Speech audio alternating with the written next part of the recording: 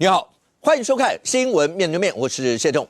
来看为你介绍今天要请到的特别来宾，左边第一位，民进党发言人吴峥，大家好；资深媒体人陈敏凤，大家好；时事评论员黄文忠老师，大家晚安；右边为你邀请到立法院叶元之，大家好；桃园市议员备少将于北辰将军，大家好；资深媒体人康仁君，大家好。好，今天朝野协商。那军购的这个特别条例最后破局 ，OK？ 那在昨天节目里面大概就已经猜出这样的一个结果了，好吧？因为昨天国民党团没有结论，那所谓的加码派就讲这么给韩国瑜院长一个空间，好吧？那今天韩院长要主持朝野协商，那接着朝野协商破局，接下来呢就看礼拜五，那唯一在5月14号川习会之前就看礼拜五大家要不要动用表决了 ，OK？ 那但是整个议案会不会要动用到表决，会在川习会以后才会有任何一些的定案吗？还是在礼拜五会讲？好，这是大家观察的一个重点。那同时在今天，因为今天国民党中常会，还记得上个礼拜的中常会，因为纪连副主席直接讲了韩国瑜院长这一段。那当然今天呢，经过了这么多天的波折，今天中常会的时候，在这以前，那包括国民党主席郑经委员跟韩国瑜院长碰面了，因为今天韩院长也要再协商，那朝野对于这一方面一些看法。不过一开始先让你看一下。郑经委员主席呢，在今天中常会也讲了跟韩国瑜院长碰面的一些说法。来，今天我特别约了韩院长见面。首先，我见到韩院长就跟他讲说，我今天是负荆请罪来的，非常的不好意思，也非常的抱歉，造成韩院长的困扰，甚至于可能不当的一些伤害。那当然，大家也都知道。院长是一个非常大度的、温暖的，而且长期以来对立文也特别的照顾，所以院长当然连忙的说，这个早就翻篇了，不足挂齿。如果大家对这个加恩还有疑虑的话，我们会把它写得更完整，把它写得更清楚。那因为院长本身的高度，韩院长也说，他从来不会去主张任何一个数字跟具体的条文内容。好，那今天的协商就是个破局。那在整个来看的话，你看到郑经委员主席直接讲了，他今天用了负荆请罪这样的一个词哦 ，OK？ 那用了这个词，那当然他前几天讲翻篇，但现在透过他口中说是韩院长说翻篇了，好不好？韩国瑜院长，那你知道大度嘛？那他不会在乎这些。可是所有这些事情，大家不是单纯在看纪连对韩国瑜怎么样，而是整个军购案呢？这个军购案现在看起来的话，韩国瑜院长今天中午跟郑经委员主席碰面，为什么在今天中午碰面？包括副根奇总召也跟郑经委员主席碰面，大家密集的会商的就是今天下午的协商嘛。这一段好吧，这一段郑经委员主席他就有讲说，他跟黄国昌韩国瑜跟副根奇多方了解得知，第一批发价书是3000亿。如果你们大家对加恩有疑虑，那我们会把它写得更完整，好吧？那赖世宝讲说加恩是什么？加恩就是4200，这个数学小学就学了，好不好？3800加 n， 赖世宝说8000就是4200 ，OK？ 好，但是这个版本显然在国民党里面并没有过，那到底还在协商吗？而这整个来看的话，郑经委主席说，韩国瑜也跟他表示，他从来没有主张任何具体数字跟条文内容。今天朝野协商，应该很快就会有很好的结果。可是今天破局啊，这个破局是很好的结果吗？那最后要看礼拜五吗？5月4号川习会以前会有任何一些的结果吗？但是在国民党里面，你依然看得出来，国民党里面对于这个军购案确实有两派。党版的3800亿加 N， 那媒体上面的报道是说，不止党中央和黄复兴跟郑丽文友好的蓝营金主 CK 杨，大家大概常在媒体上听到这个名字。前天是不是也有动员人马致电给立委去支持党版？地方党部更持续以电话、简讯公示游说，但多数立委没有受影响。这个时候一路往下。你可以看得到国民党隐隐然着，包括党版人这一批。那上次大家还在讲国民党党团里面有没有19:6啦，还是要多少？但除了这个以外，国民党的其他的就是大咖政治人物，你还记得那时候选战国民党有3子吗？秃子、汉子、燕子。秃子、汉子、燕子看起来，韩国瑜如果郑丽文说他没有任何一些的表态，但是在2019年韩国瑜参选的时候，他是支持川普批准售台的 F-16V 战机军售案。今年2月16，韩国瑜跟江启臣发布共同声明，表示开议以后，国防特别预算相关议案将会是最优先审议的议案。韩国瑜在前几天还会有所谓的挑灯夜战，很多的这些。好，那他的算不算表态？侯友宜这2天一直不断的说，包括4月30号，侯友宜重申2年以前竞选总统的立场，强调国防预算不低于 GDP 3%，跟行政院提出的1.5兆版本差不多。侯友宜大概是数字最高的。燕子卢秀燕3月30号接受《自由时报》专访，支持军购特别预算8000亿到1兆。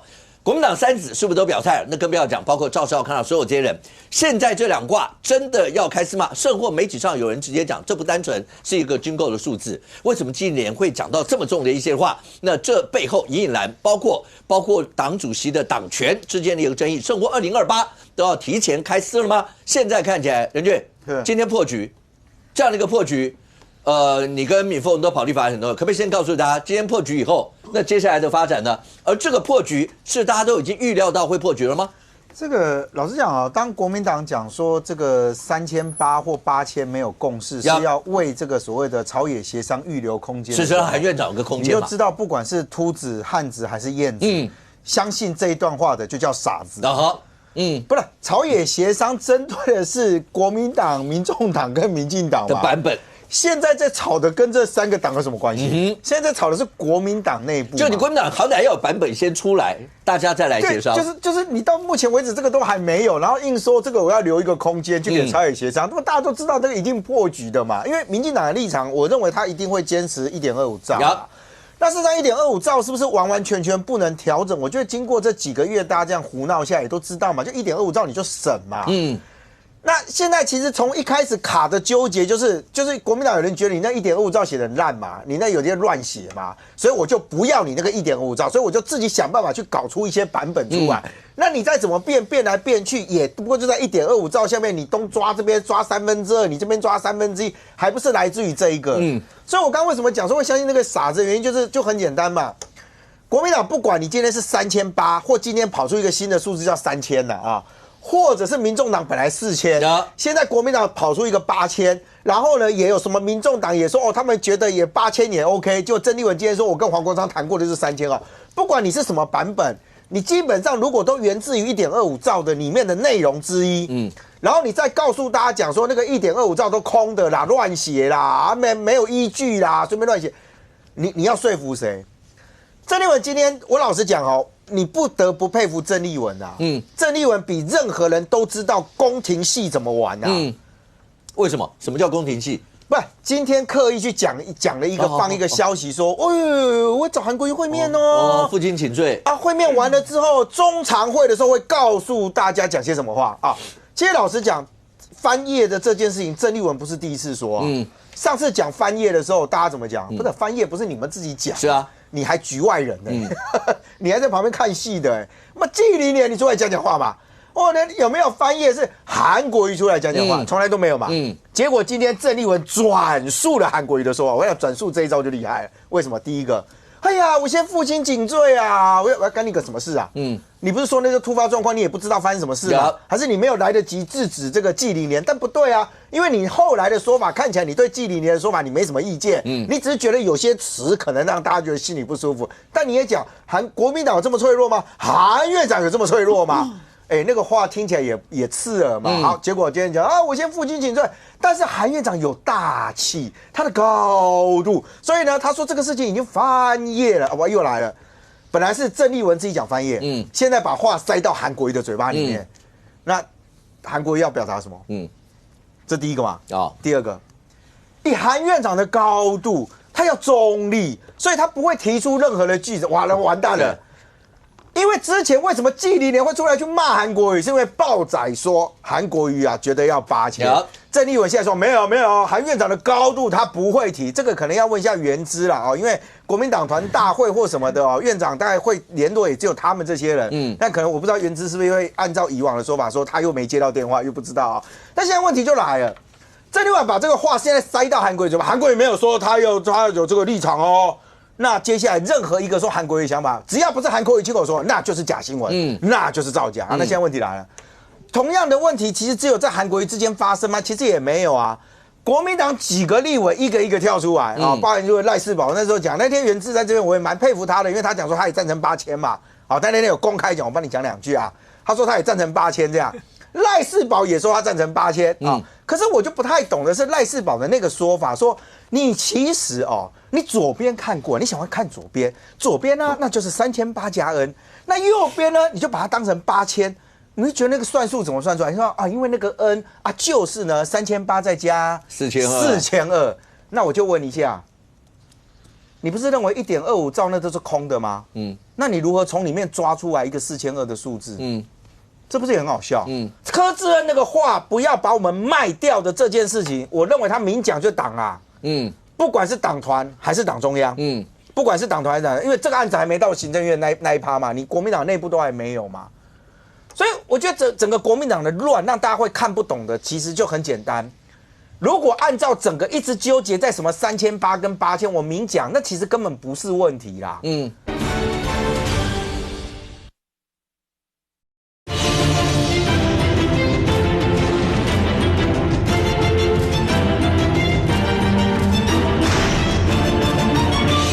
如果按照整个一直纠结在什么3800跟8000，我明讲，那其实根本不是问题啦。你就没有想要过嘛。拖到今天为止，好，郑丽文把那个球，把那个话现在改塞到韩国瑜的嘴巴里面去了。韩国瑜，你的高度哦，对不起哦，你们的党主席认为你不应该再做任何的感觉咯，你不可以有任何你的想法啊，你就只能好好的坐在那个地方而已。那国民党的问题谁来解决？那请问一下，那今天反正协商破局了，因为接下来5月9号礼拜六，韩院长那就是要率台湾去欧洲访问。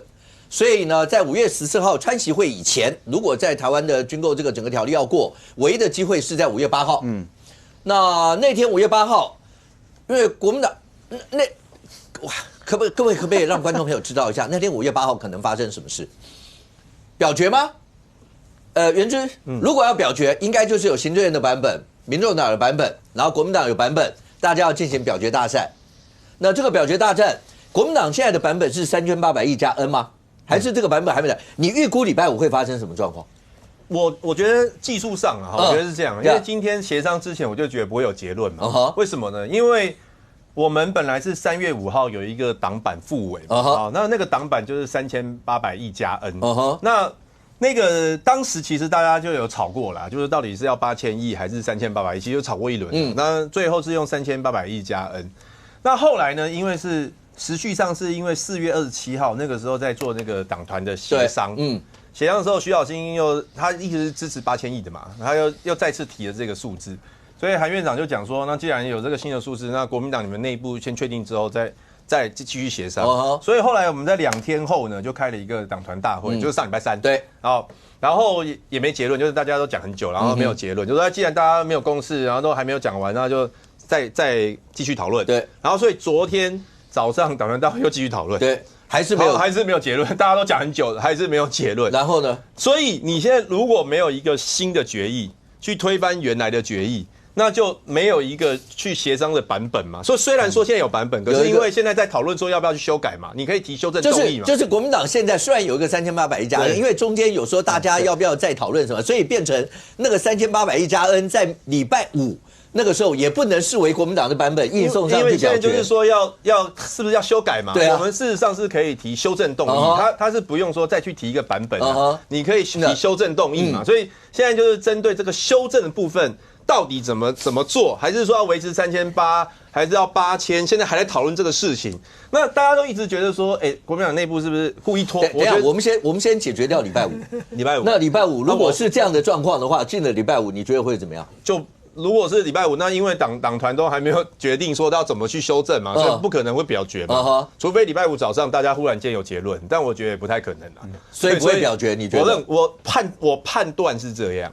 对。可是有一种状况，如果民进党因为有一个行政院版本，民进党如果要是硬是要大家表态，就是你人数一定输，可是我大家表态，让所有的全国观众大家知道军购案怎么样，我觉得你们是可以提要求要表决。可以啊，对，但国民党人比较多，他们也可以就是要变更议程，可是这一案就封杀不处理啊，所以连表决的机会都没有，有可能的所以我觉得今天心情是有一点沉重了，因为我觉得我们讲图穷匕现，其实国民党到现在最后就是把它真实的意图展现出来，就是根本没有要让军购过嘛。因为今天顾部长其实也是，我觉得他其实也是怎么讲？也是觉得蛮急了，你知道心情有点焦急了，因为我们的海马斯这次要跟美国买88套。那事实上到之前立法院好不容易大家同意说好，授权行政院先跟美国签这个意向书同意，但是问题是意向书也只是展延一段时间啊。这个 deadline 就在这个5月底，5月31号。所以而且 deadline 是什么？是5月31号，不止特别条例要过，连预算也要过。我们的头期款8亿要付过去，你到5月31号没有付头期款8亿，不好意思。88辆海马斯就吹了，就是没有，就是一切归零，所以我觉得心急沉重在于说，我们这个大家都知道，说美国现在的我们要跟美国买这些装备，就是世界一流顶流的嘛。那是什么样阻止了我们中华民国国军有最顶尖的装备呢？是什么东西阻止了我们有世界最一线的装备来保护了台湾人民安全呢？就是国民党挡在这中间呢。所以我其实对现在这样的一个发展事态是感到焦急的。那我觉得到现在为止，其实大家也看出来，国民党过去讲的其实全部都借口嘛，对不对？那什么说啊，不能接受空白授权，到今天还在扯。我上次也讲过了，立法院已经开了2次机密会议，在2次机密会里面就把所有金额、品项全部完完整整的报告出来，所以根本没有空白授权。然后你会发现，国民党讲的空白授权也是一个借口，因为国民党的人，包含赖士葆这些委员一再强调说，美国发价出来，我们就给。国民党没有理由拒绝美国，美国要我们买什么就买什么。可你看现在。他们就一路拖啊！按照道理讲，你讲说美国发价书来什么我就过什么，这不是对美国空白授权吗？可是就算他们这样子讲，那到现在他们就是把特别条例给你拖过去，预算给你拖过去，到最后5月31号钱付不出来，整个军购案你不要说8000，不要说1.25兆，不要说3800亿，是0，就是买不到0。所以国民党就是没有让台湾人买这些东西。没有，这个就是动机，这个阴谋论，政治斗争啊，没有这个事情。海马斯这个上次其实大家就已经先授权他可以去签了，8亿国防部付不出来吗？就他要你预算没有过怎么付？没有授权啊！你预算没有过怎么付？不是，他有可以留用嘛？其实他这个预算上没有，预算上是 OK 的，因为已经授权他去签发价书了。那当然，签发价书的附带条件是付8亿的头期款，国防部是可以处理的。这个他有钱可以处理，有啊，他。国防部那么有钱，特别预算根本就还没有送来，你特别条例都没有过，特别预算也没有来立法院。不要的话就没办法，他要的话绝对是有办法。没有完全没有这个程序。不是发价书的，现在是发价书的部分，已经那时候已经有个决议授权他签了。那签的同时的附带条件就是要付8亿嘛。那其实国防部里面就是有可以去留用那个钱。里面怎么付啊？总预算都还没有审，没有如何？你特别预算也没有什么，而且今天顾立雄讲得很清楚了，5月31号到期，这就是吹了。这一定是，所以你一说顾立雄说谎，你讲的比较可信。第一个这一定可信，我还没有讲。OK， 好，来，就顾部长跟吴政他讲，然后原之讲是讲来。第二一直讲说什么我们故意什么阴谋论啊，就是没有让军购，就是要拖，没有要拖啊。现在的问题就是说，我们党内就是有人希望8000亿，他们是很想要过8000亿啊，是很想要啊。那为什么不？那难不成像徐小清他们在演戏吗？没有啊，就是很想要8000亿过啊。那我觉得现在症结点在哪里？你想不想8000亿过？没有，我希望我觉得3800、8000就赶快过。那现在其实我们党团里面还有一个第三折中版，然后就是说，比如说赖士葆，他就觉得说3800亿的人啊有他的想法，8000亿有他的想法，那能不能折中一下，把大家的想法通通纳入一个版本里面？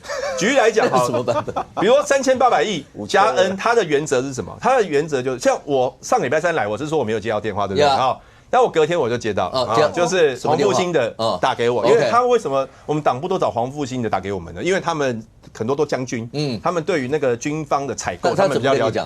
他就说，在程序上面应该是军方是先有建军的需求，建军完之后就是我们要买哪一些武器，然后呢我们就去问，比如说我们问美国啊，我们要这些武器要多少钱，你报个价，那你报价来之后，我们再去讨论说啊，那这个钱呢，到底要过还是不过？所以先有报价单，要发价书，再来审预算。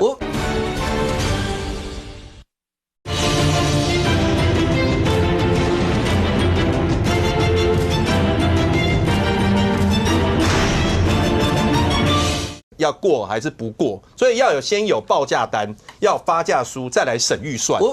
行政院不是讲那1.25兆是经过这1-2年跟美方之间长期的，那个是行政院讲的啊。但问题是有很多细节，比如说我给我讲一个哈，现在像今天那个郑丽文主席他说其实军购本来大家以为美方告诉我们大概是8000亿左右，所以我们第一批我们就框了大概3800亿。可是实务上后来看到发价书是才3000亿，所以那个其实不是精算结果，那是个初估。然后好，假设我就算军购是8000亿好了，那他现在行政院是希望过1.25兆。那是不是还有4500亿？4500亿就包括委制，委制就是委托军备局或者是中科院去生产嘛，或商购就是开标然后去采购的。那好，其中有一个部分是要买20几万架的无人机。那台湾的无人机的厂商这么多，那每一家你现在已经确定要跟谁买了吗？如果没有确定要跟谁买，还没有开标，怎么确定跟谁买？对嘛，所以你没有确定要跟谁买，那你没有要确定跟谁买，那每一家的无人机价格都不一样啊。那在你还没有确定要跟谁买的情况之下，每一个人的价格都不一样的情况之下，你怎么能够很精准的确定说到底要花多少钱去买无人机？难不成你已经谈好了吗？那我们全中华民国政府的标案怎么来的？不是，你不是。那我今天要做个桥，我怎么知道哪一家厂商就得标？所以1.25预算怎么抓？没有，今天民进党的说法，民进党的说法是说1.25兆是精算的结果。精算的结果，那精算结果代表说无人机你已经知道一台多少钱了吗？那你是已经锁定哪一家了吗？对不对？所以我觉得不用，现在就是大家是要监督的问题。那我觉得把问题把它拆开来讲比较单纯。好，现在3800亿跟8000亿讲的是军购到底要框多少？对啊，刚才袁志讲就在将军来，你是将军，黄复兴的也是将军，对，你也在国防部待过。来，你跟袁志先对口这一块。我不要讲明哈，不是美国退伍军人都懂军购。你要在战规司待过，你要有。你待过战规司？我待过。OK， 我当过战规司的首席参谋官。OK， 所以这方面我很清楚。所以黄复兴打电话过去讲的，我觉得那只是一个概念。我告诉你是怎么做的。他刚刚讲说要打什么仗，有什么武器，那是一般的人这样讲。其实那要有作战需求。作战需求怎么来？汉光演习。找出了我们作战缺乏的这个部分，产生作战需求。产生作战需求之后，国防部要先出一个叫腰价书，我讲很多遍，腰价书。什么叫腰价书？我希望用多少钱买到这些装备，这是我希望。腰价书要经过谁？经过国防部的会议通过，然后经过行政院同意之后，腰价书就会送到美国去。美国收到你的腰价书的同时，我们要干什么事？我们现在就要做现在在做的事，要通过特别条例。因为超过10亿台币的。你不能用我们每年度的国防预算来做，你必须要用特别条例，这是规定嘛，这是军购规定。然后这时候我们如果特别条例没有过，美国那边他不会启动发价书的，因为你买不买我不知道嘛。所以现在在做什么叫特别条例？现在不是在审军售的预算哦，现在是特别条例。对，所以特别条例里面很明白，大家看第一版特别条例出来之后有没有讲说我们要买什么东西？没有。他只告诉你精准火炮、远程打击、无人机系统、重层防空的反装甲、AI 直管通勤、作战持续的能量跟台美共同研发，它里面的细项是没有说出来的。那为什么要说出来？因为国民党在讲嘛，这黑箱啊，这我不知道，不能空白授权啊。这个特别条例里面我只能这样做，因为在美方的发价书没有来台湾之前。我们所有的特别条例内部的预算叫机密预算，我不能公布，我不能公布，因为腰价书多少我不能讲。那现在不能讲的也讲了，然后你说美国的报价书来，我才过，就是 N 嘛，报价书来不了嘛，特别预算没有过，报价书来不了。那你知道那个报价书是什么吗？那个海马斯火箭标下飞弹，那不是这次1.25兆元的报价书，那是上一次的，是上一次的。那为什么叫你先行授权？因为国防预算没有过，他怎么做嘛？将军有一段哈，就袁志等一下可以吗？因为这是在讲程序的问题。对，您在节目里面有讲过2个，第一个就是海马斯对台湾目前的防卫需求上来讲非常重要。重要的程度是什么？这是第一个。第二个，无人机这一块，因为今天在媒体上面，连乌克兰，大家知道这次俄乌战争看起来乌克兰现在都是在靠无人机在打仗。你在网络上看到一堆那个无人机在那边找人什么这些。那这一段无人机的这一块，在我们这一次包括整个军购条例里面，对台湾的重要性就是什么？可不可以简单把这？我简单讲一下哈，我们都当过兵就知道，当过兵，这个要看得到才射击，看不到就打不到嘛。那么海马斯火箭，海马斯这个叫做导弹系统，它可以打300，这一次要的是300。我们之前的都不到300，之前的是一次6连发的，大概100多而已。这一次的是一次只能扛1发的300公里。所以说这一款海马斯的这个飞弹系统，为什么习近平不让你过？因为可以打到对岸啊，所以他不让你过。好，那我讲这个是打的问题 ，OK， 看的问题。无人机它是有监视、导引，还有坐标定位，所以无人机很重要。那你说无人机怎么会做？我告诉你，在乌克兰这一次在俄乌战争，他们做了一件事，叫做软体跟远端的订阅服务。就是我的所有的作战的资讯、作战的经验，透过无人机，我会透过远端的订阅服务来做研发。这其中的一家就在台湾，其中的一家远端海外的乌克兰制造工厂就在台湾。那你说哪一家？这怎么能讲？不能讲嘛，就在台湾。所以国防部这个战贵司的司长就讲得很明白，他说如果你这个只有8000亿，就是只有拳头。无人机这些是眼睛是头脑，刚才我刚讲过，包含了什么 AI 演算、无人机的精准打击，这是眼睛是头脑。那么你拳头再棒，打得再远，没有眼睛没有头脑是打不到的，变无头苍蝇。所以我才讲这一次为什么国军对于军购这么样的迫切的需要。那让我回想到当年我在当营长的时候，3项军购一样没过。那我跟你讲，郑丽文现在想是什么？请问当时阿扁的3项军购没过，台湾在不在？在啊。所以郑丽文要同理可证说，这1.25兆不过，台湾也会在到2028就用这点来打民进党，这是他的想法啦。OK， 来吴先生回应，然后元智等一下再回应这一块来回应一下。因为首先关于海马斯要到这件事情，包含顾立部成部长讲得很清楚，包含我们战规司的司长黄文启中将他也讲得非常清楚。5月31号你头期款8亿不付，就是 GG， 就是没有了。那现在特别预算根本就还没有，所以没有什么8亿国防部可以先自行支用这种事情，这个在法律上不存在的。好，那再来是我觉得国民党其实真的大家这段时间应该看很清楚，其实就是假省真党嘛，就东拉西扯一大堆预算这个那个预算这个，你看元智刚刚讲的概念，说你还没有确定要找哪一家买，你怎么知道买多少钱？不照元智这个逻辑，那我们预算都不要编啦。各位，例如说我在民进党中央党部，我们开会议中午有午餐费好了，一个人可以买150块便当。你怎么？那我请问，按照这个道理，你怎么知道你明天中午要吃哪一家？你怎么知道你后天要吃麦当劳，大后天要吃卤肉饭？你现在就决定了吗？你没有决定，你怎么知道每天午餐你要吃多少钱呢？我预算先不会编出来呀，不就是这样吗？所以我觉得国民党穷尽一切方法在找理由，其实就是要挡军购。那你看，包含刚刚讲到无人机这块。其实不管是3800亿、8000亿，都不是行政院的完整规划方案。国民党说，为什么要放到特别预算？你放到年度预算，这很奇怪吗？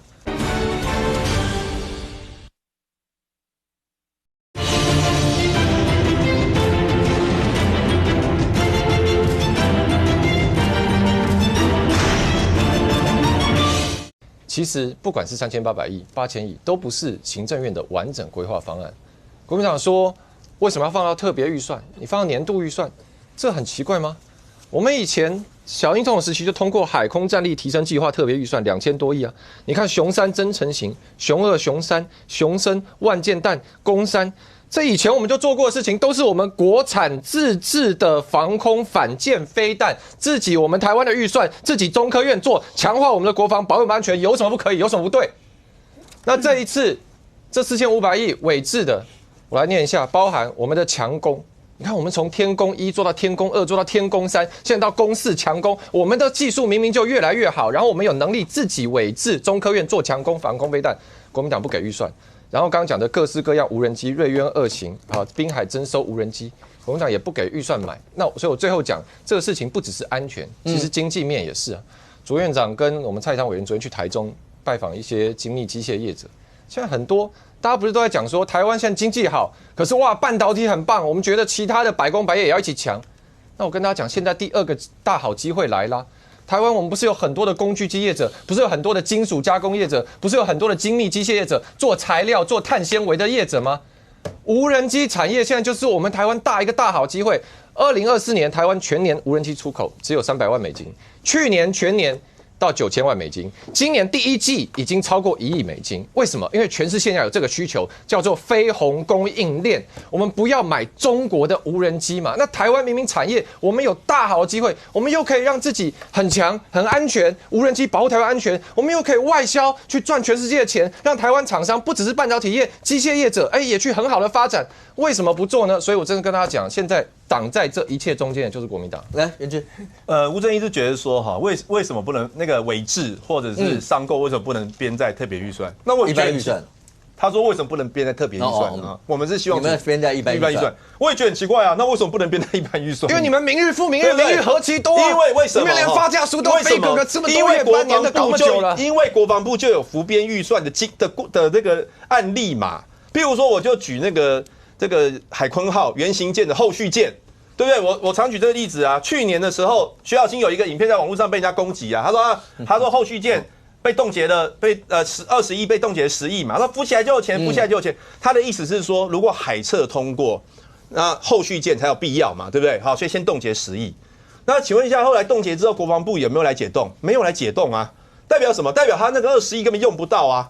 那我们就可以用这种方式去监督它的进度啊，对不对？然后去把预算把关。那你如果等一下，你如果没有说去把关的话，他编这个20亿随便流用，弄这边弄这边弄这边，谁知道？我们今天只是为了监督，我们在野党的任务本来就是监督嘛。那你就编到公务预算里面会怎么样吗？你为什么特别预算1.25兆哇？里面那样弄来弄去，谁知道啊？所以你就编到公务预算，我觉得就赶快过。然后再来就是军购部分，因为我们现在拆开大家比较懂。8000亿跟3800亿是在炒军购的数字啊。那军购部分发价书可不可以特别条例没过先过来？可以啊，第一批不就是这样来的吗？所以还是可以啊。现在关键。所以你这个问题怎么解决？你知道，美国你赶快把第2批的发价书过来嘛。美国也跟我们这个党团的成员讲说，大概第1批加第2批大概就是8000亿左右。当然这也不是精准数字。那你第1批来，你第2批为什么不来呢？你来了，不要说8000亿，傅昆萁讲的啊，9000亿1兆都跟你过啊。那你现在卡的是怎样呢？那还有那所以3800，我们党团里面主张3800亿加 N 的人，就是认为说啊，你就没有来啊。你现在讲说是4000亿，到时候如果来2000亿、3000亿怎么办？那不就扣白授权？他们的想法是这样嘛？那8000亿的那些人是主张说，那这个反正迟早会来。殊途同归，为什么不辛苦一点，直接框8000亿呢？所以元之，你们就干脆3800、8000，给大家一个痛快，就决定一个，然后大家就到立法院去。我也就觉得赶快就一个痛快，对啊。然后所以现在又出现了第3种人嘛，就是赖世宝这种嘛，就是在想说。哎，你有道理，这个程序上啊，8000亿啊，你也有道理，这个对美关系啊，不然有没有什么方法是可以让这个满足大家，就把版本送出来？所以这大家就想要赶快过嘛。相信观众。现在对我要讲是说，为什么会这样？就是大家就希望赶快过，所以没有那民进党一定是因为他要抹红我们嘛，所以他们的论述认知作战一定是这样。国民党因为是中共同路人，所以就是不想要国防通过，所以他们在党国防。等一下，我们先了，明凤。长期跑立法院，现在这个案子到底怎么解决这些事情？因为他已经到时间有几个时间点是压在那个地方的，5月14号川习会压在那，所以也会有什么啊？万一要是川习会以后有什么变数，什么很多这样一些的说法。可是看起来礼拜5你会乐观吗？大家要表决，好歹有一个案子要过，会吗？礼拜5现在就2个关键嘛，看你白银到底是不是要提案嘛，临时提案都是要靠临时提案嘛。好，那白银呢？如果说这个还有这个民进党到底把临时提案嘛，那民进党的临时提案是1.25兆，一定会被否决嘛。那你是看白银的8000亿，你民进党要不要附和？如果你民进党有附和的话，可能会先过。白银确定会有8000亿吗？就现在就不晓得啊，白银也是在搞胡乱啊，对不对？每个人都在那边讲那个什么数字，而且今天郑丽文最杀的一点是什么？韩国瑜，你给我闭嘴！就是你不能提任何数字。他说韩院长跟他保证不能提任何数字。他对具体条文跟具体数字他都没有意见。对，因为他是院长。他说他不能提，但是你这样就是杀了韩国瑜的路啊！韩国瑜本来就是要支持8000亿的嘛，那你现在就说好，你明天最坏就是好，你不动我不动，大家都不动，我都没有事。然后要么就是后天要么就是2场表决嘛。再或2岛要3场的表决，你白银如果有心，你就提8000亿，然后8000亿你就看，然后民进党就也你看你要不要这个你的策略，看你民进党的策略。如果8000亿这个白银真的提出来之后，你要不要附和？你附和白加绿就过了。那你白加绿过了之后，那你国民党那些如果没有记党纪的时候，院会的时候到底可不可以投票支持8000亿？傅昆已经讲了，如果党里面有决定的话，就是铁板一块。对，可是现在党没有决定啊，所以这个3800加 N 不算现在在吵啊，不是说还是可以修改吗？所以说你到底党部有没有开放投票这个东西嘛？所以说你现在的关键就变成白的很关键，但白的关键又有2种说法啦。郑丽文又帮人家讲啦，说我跟黄国昌聊过了，3000亿而已，就3000亿啊，没有3800亿，然后这些人都在鬼扯，然后陈志汉今天又出来讲说我们有8000亿的版本。那你们明天到底要提什么版本嘛？礼拜五了，礼拜五到底要提什么版本嘛？这些都是在鬼打架。然后我跟你讲，如果说这个，如果现在最比较有希望就是韩国瑜回来，因为你中间当然可以副院长还可以协商，可以主持这个朝野协商，但是问题是傅昆萁不会甩江启臣，那所以说这个东西就你这个国民党的整个占据多数的国会是瘫痪的，只要韩国瑜不在，然后韩国瑜也没有用，然后呢副院长你们就看不起他，然后整个国民党立院党团我要给予谴责，这样的党团竟然不敢提手说跟总召说我要表决，这是有史以来最鸟的国民党党团。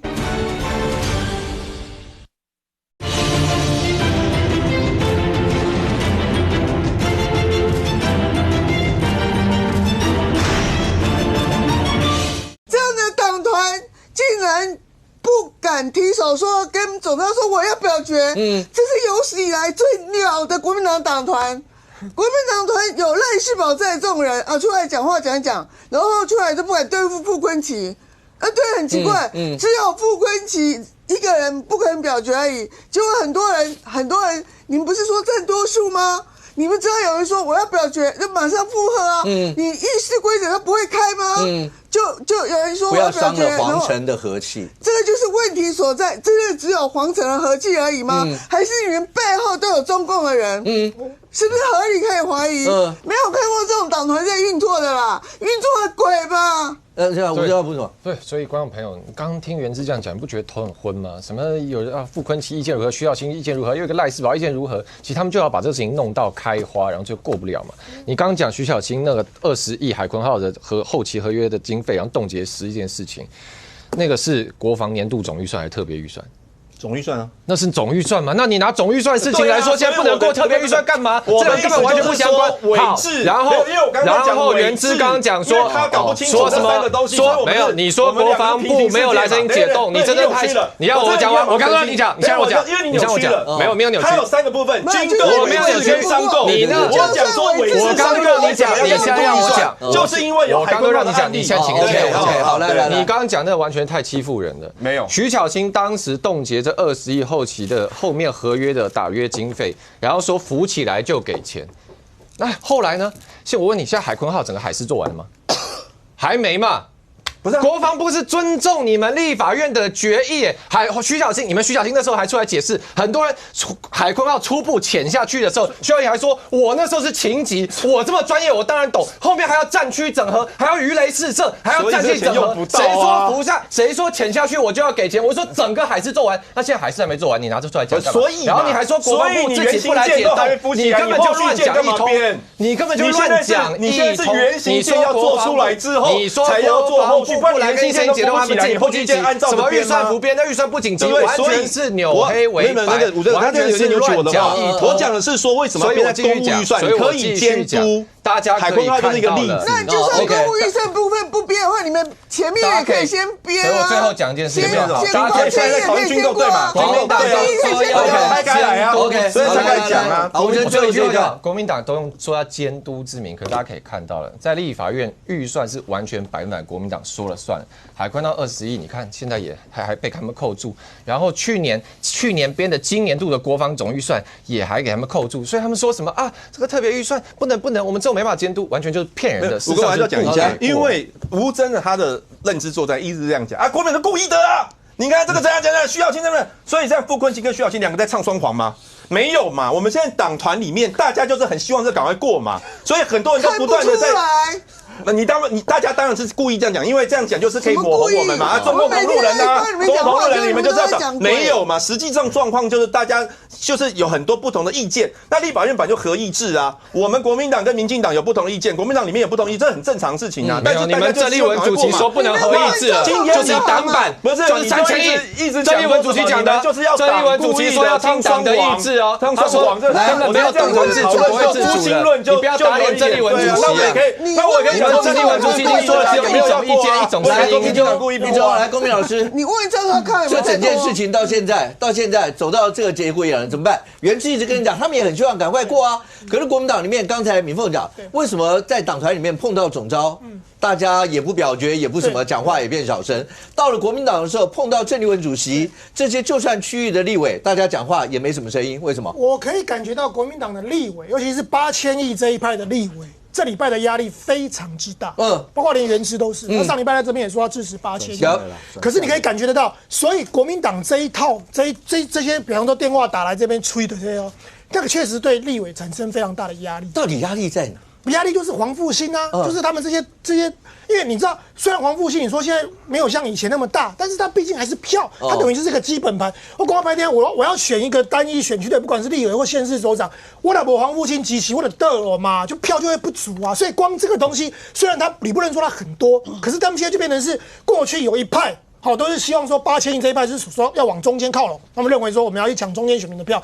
可是现在看起来，他们这一个礼拜其实先不要讲中间，他们连自己的基本盘都不一定 hold 得住，所以他们的策略奏效。所以郑丽文的底气在这里啊，他当初那6万票不就是黄复兴给他的吗？但如果你这样讲的话，韩国瑜他不在乎黄复兴吗？卢妈不在乎黄复兴吗？侯友宜不在乎黄复兴吗？所以赵少康不在乎吗？对，甚或蒋万安不在乎吗？你先听我讲，所以今天郑丽文为什么给大的说他去见了韩国瑜嘛，然后见完韩国瑜的点嘛。拜托，上礼拜是纪凌年说要开除他党籍呢，黄复兴的前主委现在是副主席，直接呛韩国瑜哦。结果今天郑丽文去见韩国瑜，韩国瑜也给他见，然后见完以后，郑丽文说韩国瑜的院长高度，所以他没有素质，就等于叫韩国瑜闭嘴了呢。所以你要搞清楚哦，现在连韩国瑜过去被认为是深蓝的领袖、最大咖的，现在他也必须顾虑到黄复兴这一群党员的感受，所以韩国瑜有没有讲吗？所以你刚刚讲前面虽然很多人都出来讲说8000亿对不对？甚至还有人说就也有人点出说这些5大扣，就韩国瑜、卢秀燕、侯友宜、赵少康，甚至赖士葆，这些都是等于公开主张8000亿的就挂嘛，对吧？现在是不是都要开除？现在我发现他们的声音小，然后我再搭配之前媒体的一份报道，我觉得这里面是有所就有蹊跷。你知道我们这礼拜5是第4次政党协商嘛？那上礼拜1其实是第3次政党协商，后来也破局嘛。媒体报道，自由时报报道说，北京他直接点名哦，北京解放军总政治部前副部长做过这个位置的，其实没几个嘛，直接打电话去跟台湾的军系人士联系，然后说要支持郑丽文跟傅昆萁，希望他们挺住，他们会给他强力的支持，这是一个。另外也是媒体的报道说，中共军委的政治工作部直接联系台湾的黄复兴，国民党的党部也是一样施压，希望他们挺住。上礼拜1的事情，你可以看到后来郑丽文这一连串，然后包括这些副市动员，所以不就是阿公阿弟后边，如果而且这个媒体不能乱写，这东西是有情资，人家。等一下，你刚刚讲的这段，元之有没有听到？甚或只是讲到老共的有一些的人，还跟你们的刚刚讲跟什么军系啊，然后黄复兴党部啊，直接跟你们联络呢。这段国民党的人，就国民党中央要不要出来针对这个要驳斥或者什么，或者你们？我没有看到国民党中央有驳斥，我完全都不知道这个什么事情，我第一次听说。这上礼拜没有，上礼拜媒体的报道有证据的话就办没关系啦，但是没有证据，大家都是用抹的。我有时候他已经点到解放军总政治部前副部长，我只有深受其害啊！上次去厦门参加台上活动，然后自由时报就写说什么我去听旨啊，这一种谣言真的是在台湾真的是认知作战已经到不行了。所以你把它拼凑起来，我刚刚讲，如果媒体的报道是有造假或捏造的话，那其实这个国民党中央一定要告，这很严重这已经说你们是直接阿公阿弟卡点位啊呢。我们我看到国民党党部有任何的动作，然后还不断的就是现在看起来这个压力，所以我跟你讲了，起码很明显的3800，一个郑丽文这一派已经很明显占上风了。他们已经压，因为按照他们的说法，其实我看像赖士葆也有讲啊，如果他讲的是说上次不是说他们上次国民党的政党协商4月29号那个党团自己党团大会里面16-9嘛？就如果他们那个时候你们那时候8000亿多的话，那时候直接表决你们就赢了嘛？那为什么当时不表决？就是因为那时候还没有压力进来，现在压力进来了，等到透过国内这些大家的复式动员以后，现在这些立委压力变很大啊。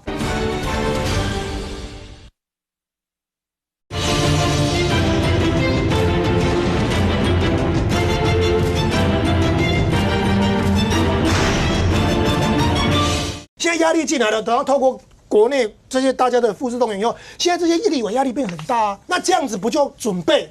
然后我相信这礼拜我不会有搞头，你放心啊，一定是等川习会、等韩国瑜回来以后，然后就一直能拖多拖。当初刚刚将军讲到，当初那个阿扁时代的那个3项军购案，6108亿的那个嘛，那个时候不是在程序委员会挡了69次吗？后来挡到最后。虽然后来爱国者飞弹买了，后来 P3C 反潜机买了，但是呢，最重要那最大的那个8项，那8艘彩电潜舰就是没买，所以有没有成功？有嘛？所以我觉得现在就是很像以前那个既视感，这一支也是要挡，他们就毛起来挡，他们知道不可能全挡，所以3800亿这个大概闪不掉，但是也可以跟对岸交代，就是说至少我们挡到剩3800亿，然后另外的那些8000亿甚至到1.25兆，我们全挡了嘛？那这样子的话，那我们就去，所以人家会觉得说你国民党到底敢，所以最后我说压力最大的是谁？另外柯志恩的灾嘛，柯志恩原本是有机会挑战赖瑞隆结果最近的民调已经把输10%嘛，所以柯志恩说你不要把我卖了。然后我再讲一件事情，国民党原本年底的选情是看好的，我只能说郑丽文真的是民进党的选举天使，帮你盘点啦。现在有几个地方是蓝准备要转绿的啦，宜兰县蓝有机会转绿的啦。彰化县蓝转绿我讲对有机会，嘉义市也是要蓝转绿，再加码一个新竹县啦，也有机会蓝转绿的啦。然后原本的新北市原本嘛是蓝的嘛，现在已经打到55%了嘛。然后再 bonus 一个高雄市，本来的柯志恩有机会，可能有机会可以跟赖瑞隆拼的，今晚马今天输10%，所以我只能说国民党要这样玩 ，OK fine。那你们反正你们有选举天使就郑丽文，那大家如果最后应该就是你回到你们讲的除非白银表。那个出卖国民党了，白银现在看起来，白银如果要是跟如果要是讲那对国民党还是不利啊。对啊，除非等于还是他们等于在整个局里面是。所以我只能说，就感谢郑丽文、贺喜、傅昆萁，让你们帮民进党拿回那么多县市，那这样人就要宣布什么？这个我觉得应该回来看啊，就是说我觉得国民党可能要稍微思考一下那个柯志恩那个话因为他确实是在第一线打选战的，我不认为柯志恩他连美白小腿的这个都吞了。这件事情他会直接告诉大家讲说不要把我们卖掉，这个就回到就是大家认知有点差距。郑丽文说越往南支持越高。我告诉你，柯志恩就是给郑丽文害死的。对，他本来很接近赖瑞隆了，后来接上来又跌回来10几%。我告诉你，本来民进党都要跟赖瑞隆说一些话了。我本来见到柯志恩，我在立法院看到他，你知道那个表情就是说，来，等一下我在401来聊天。他那个表情就已经，因为我叫他市长好，我客套了，在市长好，他爽到就是说，来，等一下来401聊天的。他觉得那时候机会，那时候确实是在差距范围内。他基本上10%，所以柯志恩可以聊聊啊。来，其实刚刚元之讲的那几个国民党1类人、2类人跟3类人其实老实讲，那叫做内心的小宇宙嘛。你各自有各自的盘算。但我比较就是特别听一下元之在表达他自己的立场嘛因为上个礼拜的时候，元之说他支持8000亿，就在这个位置但是你刚刚我一直在听元之的发言，他说他们8000亿的，他们8000，我刚刚问了，你觉得他的立场有变吗？没有，我刚刚问了一句，我说那你是不是还支持8000亿？元之的回答我如果没有记错，因为你人在现场，你说不管3800或8000，赶快找出一个版本。我认为8000这一派立场松动了。那我讲一下。因为我刚刚有讲的第3派嘛，我就是你是第3派，8000也 OK，3800也 OK， 赶快找一个兼顾大家的立场，赶快过。元之，你不然的话，应该就会让吴峥这种得逞，有什么逞？就赶快过。元之装备赶快过来。对，从上礼拜到这个礼拜，我那时候就是讲，其实没有，我一直觉得，我觉得两边讲都有道理。我觉得8000也没有不可以。因为因为3800我刚刚讲，他就是重视那个程序，8000是重视对美的关系，对，所以对美我也 OK 啊，我也亲美的，我就去美国，对不对？结果我刚刚看到主持人深深叹了一口气，掉袋子，他上礼拜怎么讲的？好，那不管了就说那个其实国民党内心的小宇宙是他自己挣扎，但硬把它拉成就是说谁，我觉得没有意义但是我必须要讲一件事情就是说因为郑丽文今天有讲，他特别强调那个加恩，如果大家有意见。他要解释清楚，他要解释，他不是解释，他必须要文字里面进行修改。你以为只有国民党有这个问题吗？我们回来想一下民众党的版本，民众党的版本连数量跟金额全部写死，现在又告诉你讲说那个发家书金额不跟你原来写的，我的戏啊！我跟你讲，民众党的版本怎么算？你要是民众党那版本过，我跟你讲，这一辈子都买不到东西啊！我补充一点哦，第一个，3800亿注重程序，哦，8000亿是对美关系，对美关系，我觉得不好，那是国军需要，是国军需要。如果中华民国的国防能够保住，对美关系没有那么重要，国防比较重要。如果国防安全可以保住，程序那可以改进。国家安全重于一切嘛。然后另外，刚刚义中讲的，我听得蛮感慨的，你知道，就是国民党这样搞对2026的选举有利，其实我并不乐见。赢了年底的地方选举，输了国家安全，我觉得划不来。我觉得划不来。所以，这些所谓的黄复兴打电话给国民党这些立委。我不知道这些黄复兴能够代表多少退伍军人，因为绝大多数的退伍军人的孩子都在军中服务。你需要到军中去问他的爸爸、他的叔叔，反正他的前一代几乎都是军人。那请问这些装备买回来是给谁用啊？给我用吗？我退伍了，用不到啊，对不对？虽然我今年教召会去看 M1A2T 也会去看无人机，可是我操作不到，那不是我吃饭的家伙，那是你的孩子。你的学弟学妹吃饭的家伙，那么1.25兆这个所谓的为什么叫做特别条例？它叫做防卫韧性特别条例，里面有刚刚元之讲有3种嘛，有伪商的嘛，有自制的嘛，有军购的，有跟美国军购，这3点加起来叫做防卫韧性。那为什么这么重要？郑立文不都讲了吗？我们要以专业讲的为才算数。那我请问，是国民党现在在党里面的这些所谓的黄复兴专业？还是现在在国防部的战规司，还有陆海空军专业，这不用讲，我再专业，我比不上现在的装训部指挥官，他是现役，我退伍了，他是最专业，是他们做出来的。第二个柯志恩反映出来的一个事实的现象，可能国民党把他给压过去了。柯志恩听到的是第一线的，他为什么会出来说他8000亿？他不要害死我们了，不要把我们卖了，因为郑丽文没有办法听到第一线的。民意接触的，郑丽文只是6万个党员支持他，可是柯志恩接受到的是高雄第一线所有的人民，这些人民有蓝有绿有白有无党，他听到的声音是这样，所以我讲，如果郑丽文硬是要把国家安全、国防安全跟程序、跟讨好美国、跟对美关系绑上关系，那我觉得他的高度太低了。当一个国民党的主席，中华民国是国民党创建的，你应该是捍卫中华民国的独立、自由、完整，比任何都重要。就算党灭了，中华民国都要在，这才叫中国国民党。所以我说，现在第一线的这些军人跟退伍军人，现在已经慢慢有点分开了。现在军人发现一件事，怎么这些黄复兴都不支持我？我要告诉所有的在电视机前面退伍军人，退伍以后加入黄复兴的1/10，绝大多数的退伍人员没有加入黄复兴，所以这些黄复兴他不能够代表所有退伍军人。退伍军人是挺国军的，所以我才说这1.25兆是谁做？是国防部做的。现在看起来，另外一个角度来看，明凤，这整件事情，媒体上面这2天都有很多一些报道，包括是不是国民党里面也有人讲说，这不是你们看到一个数字3800跟8000，其实它是一个党权，包括党主席，郑立文自己讲啊，不需要这么样去质疑党主席的威信啊。这个威信看起来是非常重要的一件事，甚或媒体上有人讲说，也不只是党权跟党权争夺或党主席的威信，它根本就是2028前哨战，大家就在前面最好能够把未来的对手一次先全歼在沙滩上，这是前哨战吗？已经打成这样吗？拿军购来当前哨战吗？这个前哨战本来没有那么明显，但是纪凌年一发动之后，就变成是一个前哨战。那因为你现在主张的人，其实你都是这个2028国民党里面本来就有希望要选2028的人嘛，譬如说卢秀燕、蒋万安跟这个所谓的韩国瑜啊，那最没有希望的人就是郑丽文啊。那为什么郑丽文一定要捍卫这个党权？因为他这是第一次出击啊。那如果说他第一次就被打趴在地上之后，他以后就不要想再弄国民党了嘛。所以说，这个对他来讲，不只是2028而且是他个人权威的树立。所以他为什么要发动那么多这个将军去开始打电话，打到死？那有些人，我们听过以前的这个将军的名号，好像还不错的人，可是透露出来的这个话语都是在走倒退的路嘛。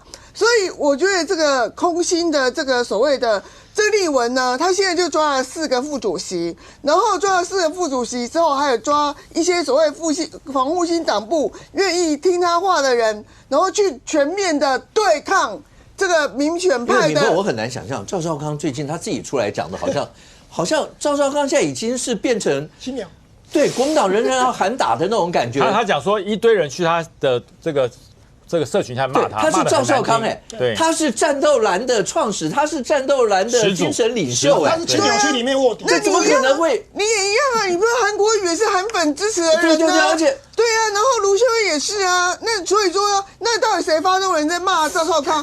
赵少康什么时候敢跟党中央呛成这样子呢？对不对？那你们刚刚讲一大堆，那赵少康就是觉得，当然就不是点了吗？就是2028之战嘛，所以说他就说你们不要弄2028之战，可是问题是这个就演变成为2028之战了。那2028之战之后有好处也有坏处。如果我在这次决战的话，好像我2028就定了。那但是呢，问题是大家就会装客气啊。那你纪凌年你为什么不道歉？你纪凌年一道歉，其实这种比较这个肃杀的氛围就比较低了嘛，就纯粹可以回到军购案来讨论啊。可是你不是啊，你牵扯到你郑丽文又牵扯到我党权，好像这个皇上的权威不可以这个，即使你说对的话，我也要把你处死，因为你要把他推出午门斩首，或是印加官嘛。那你看那个韩国瑜也是啊，还会这个亲自跑去跟郑丽文谈，我觉得谈的内容一定不止这些啦，谈内容已经非常的直截了当跟这个坦白，但是郑丽文就一开口就先把你封死啊，你就不要再讲了。那你说卢妈这个，我就说你们2028会赢吗？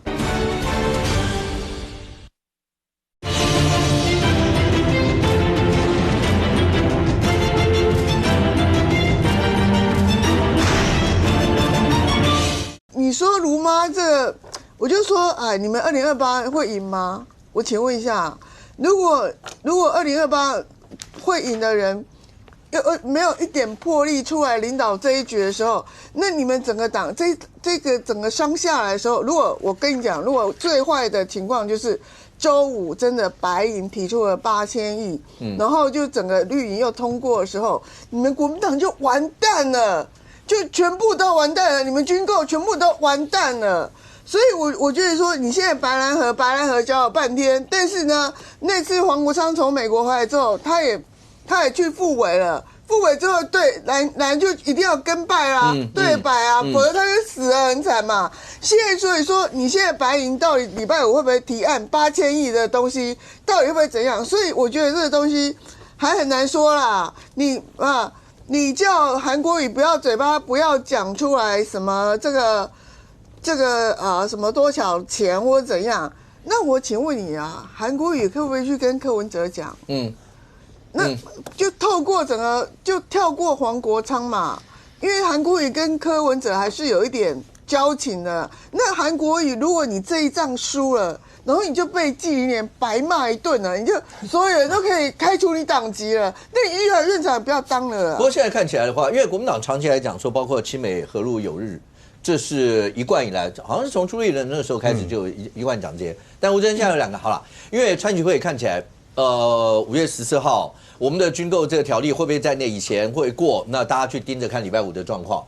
而且这次川局会已经直接讲了，台湾大概摆第一命题。台湾老共那个地方觉得台湾、经贸、伊朗这3个，那我们在这个时候，那在讨论这些军购案这之间的连结性，还有日本今天有一个自民党的访问团，后来民进党是秘书长，他们昨天来，昨天来是秘书长跟他们之间直接会面，还有可是国民党呢？国民党本来他们应该会，因为一定会希望拜访国内，然后国民党是最大在野党啊，所有这些，那结果为什么没碰到面？因为见韩国瑜这要问郑丽文啊，对啊，所以取消了。所以不是今天有这个新闻传出来了，就是说自民党这个青年局的访团啊，然后去本来他们也希望可以拜会国民党的郑丽文，因为他们来台湾拜会，包含有拜会立法院，有包含民进党，有包含外交部长，拜访萧美琴，他们也要去拜访国民党嘛，立法院第一大党，结果郑丽文就给他们放鸟或者说我看今天下午国民党的发言人尹乃菁出来他有出来澄清，对，说不是放鸟，是太忙没空这个样子。所以，我觉得这个事情是太忙没空，你为什么要约呢？不是，这就不是。我现在要跟观众朋友大家讲，就是说大家不要看这个名字，觉得日本自民党青年局是不是一些小朋友来这个主席很忙，日理万机，没有空见小朋友。其实不是，日本自民党的青年局其实常常就是他们里面所谓的接班梯队，因为包含这次来台湾的这个团长平沼正二郎，他本身也是日本的国会议员，包含日本自民党的副总裁麻生降风他是前首相麻生太郎的儿子，所以事实上日本这个青年局的访团，他的成绩也是蛮高的。那为什么会这样？为什么会没有碰到？那所以大家就听信不信这国民党的说法，说刚好主席很忙，然后而且说因为郑丽文在党内，就是说这个访团开的时间呢，郑丽文在党内有其他的固定例行重要会议，所以不行。这个是尹乃菁讲的嘛？那大家就品品看这个味道嘛，就是你的在党里面的例行性的事情，你不能稍微排开一下嘛？假如你真的很忙好了，然后你看这一个访团，他见到了萧美琴，见到了韩国瑜，见到了江启臣见到了我们民进党徐国勇秘书长等等等等等，这些大家都有空。就郑丽文最忙，那你觉得郑丽文背后原因是？我觉得因为背后原因就是因为郑丽文的意识形态现在是非常倾向中国我讲直接点，刚刚我们在讨论，你看最近不是郑丽文的党中央杠上赵少康嘛，说你乱讲以前什么哪有没有党版，直接发声明骂他。然后这个郭正亮这个也在那边说这个现在国民党里面这些整天在讲亲美的，干脆退党算了。我是看了都觉得很好笑了。郭正亮跟郑丽文，这都是民进党不要的，民进党退党的，然后没地方了就是因为坦白说这种人我就觉得根本没有任何中心思想。是你们民党派去卧底的不是，绝对不是就是说，我觉得这种人根本就是毫无中心思想、机会主义者，风往哪边吹往哪边倒的。现在跑去占据了国民党这个党机器的位置，然后开始把这些深蓝的开始一个一个斗韩国瑜，我看了都觉得很好笑。所以讲回来，郑丽文其实有那么难懂吗？大家看他从上任以来。拜50啦，去中国跟习近平握手啦，吹习近平中国全面脱离小康习近平多棒。因为我们知道中国的意识形态就是仇日反美嘛。那你看郑丽文现在讲的话、做的事情，哪一点跟中国的这一个调子、中国的这一个调性不同的？连自民党的访团日本要来拜访你，你都给他吃个闭门羹放鸟。所以我就觉得说，事实上这是台湾现在一个危险因为刚刚武哥讲到说川习会，事实上这我们现在也很担心因为台湾大家知道，川普对于他的盟国，不论你是日本，不论你是韩国，不论你欧洲，他觉得你没有认真保卫自己。我美国大兵一年花那么多钱，全世界巡逻保护安全，你们自己都不愿意出钱，那我要跟你没有不给你摆好脸色了，甚至我要跟你加关税，我要干嘛，这都是以川普来讲有可能的事情。那如果我们真的拖到川习会，变成习近平把台湾拿成一个杠杆，拿成一个筹码来去跟川普校正，川普会不会一个老大不爽？回来跟你台湾去出一些什么经济制裁？事实上，我们要去正视有这样的可能性那如果真的，我话讲在这边了，如果有一天真的发生这样的情形，如果美国真的觉得说台湾你没有尽到身为美国安全盟邦一直应尽的责任，所以在其他地方要给我们提更多的要求的时候，这个后果要所有人一起来面对，那就是国民党造成的。来，元之，那就是这次日本访问团这件事情，刚如果照吴正川，他觉得是因为国民党现在正主席的心态。就是跟老共、跟习近平他们是一样的心态，对日本基本上是排斥的，或者怎么会这样？没有，因为那个尹乃菁就是我们文传会主委已经讲非常清楚，没有不约因为那个自民党的青年团，他是在他们来访前1个礼拜才透过外交部来联系，那时候给的时间，主席刚好都不行，但主席没有说我不行不见没有，他给了对方很多个时间，但是后来就来回就没有成功。